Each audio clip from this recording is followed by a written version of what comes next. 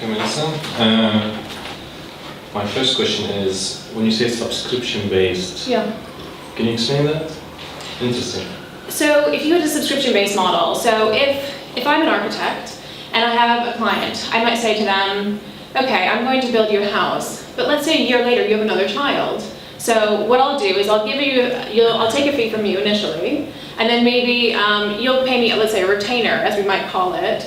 And so every year I'll come back and I'll service you. I'll say, okay, right, we're going to take down that wall and put up another wall. Or, oh, actually, you need some advice on, you need to expand your back garden. You want to do that? Okay, fine, we can offer that for you.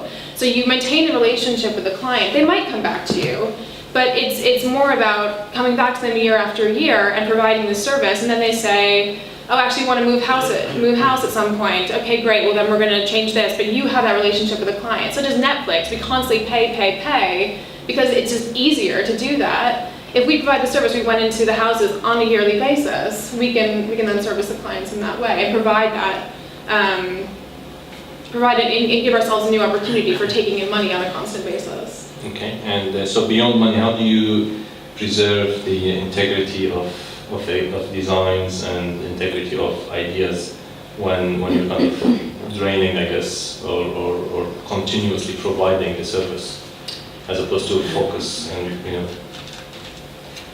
I'm not sure I understand. Well, subscription-based is suggesting that you're constantly or on a regular basis providing a service, extending a house or doing something. While the way architecture is practiced at the moment is team-based, is project-based, where you kind of focus on the project, you get the ideas right, you get things done. So how I guess my question is, how do you preserve the integrity of the process when you kind of spread it out over almost infinite time?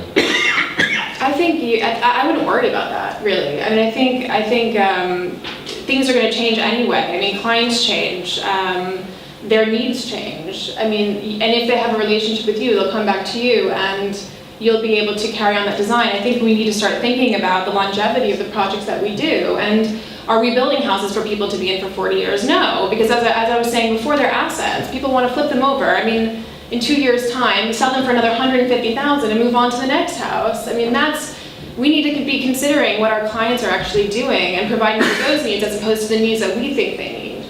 So is a good example this being like an insurance, where you pay an amount, and if you need a house, then you don't have to pay for the full. Exactly. I mean, it's a way for us to keep that client going, and it's a way for us, because the thing is that, look, I mean, Coca-Cola does not just build, does not just say, okay, this is the the cup that they're creating or the glass that they're creating for one particular client, and they're going to go out and find another client who wants something else that's slightly different, and then make it again. I mean, the model of architecture is really hard. It's really, really hard, especially for young architects who have to work at the same time as finding clients. And I don't think it's a really sustainable model. I think it's really difficult to survive that way. And I think young architects starting their own practices really need to think about new opportunities and different partnerships and collaborations. This joint venture thing, that I showed with Disney and Pixar. For example, could they meet up with a digital agency and see what opportunities are there? I mean, so for example, I sat 2 weeks ago in Method, which is a digital agency. They're looking at new forms of banking in the future. Obviously, those are spaces. Banks are spaces. What would that look like? They are thinking about this stuff. We're not there. We're not part of that conversation at the moment, which is a huge problem.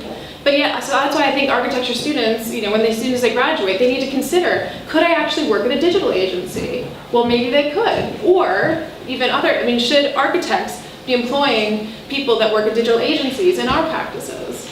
So I think the model of architecture in the future going forward needs to consider these things in order to continue to be relevant. Because, like I said, at some point, think about desktop publishing. Word came along, Illustrator came along. At some point, someone's going to invent something on the internet where we can very easily create our own houses. So then what's the role of the architect in that scenario? We need to consider what the future is there. Okay, and my last question is, how do this transfer into a global idea? Because what you describe as a young architect, small project, how does that fit into a bigger idea? I think that large practices could tap into smaller offices worldwide. So, for example, you don't need to open up a new office necessarily. What you can do is you can take your knowledge, like the franchise model, you can take your knowledge, send it to someone else who has qualifications and able to open up their own office with your knowledge, it's at their risk as opposed to your risk. So they're using your brand, your templates, your information. But at the end of the day, they're the ones on the ground. They potentially know the clients. You don't need to build up those relationships again. You don't need to take people away from their families for 6 months. It might not be necessary to do that. And bigger practices could potentially take advantage of these models.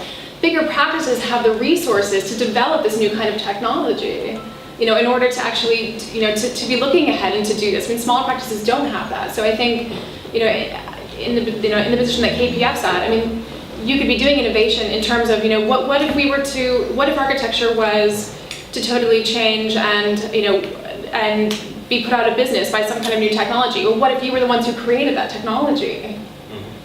That's where we should be. That's what we should be thinking. Who's going to put us out of business? Because if we don't think about it, someone else will. Okay. Anyway, thanks.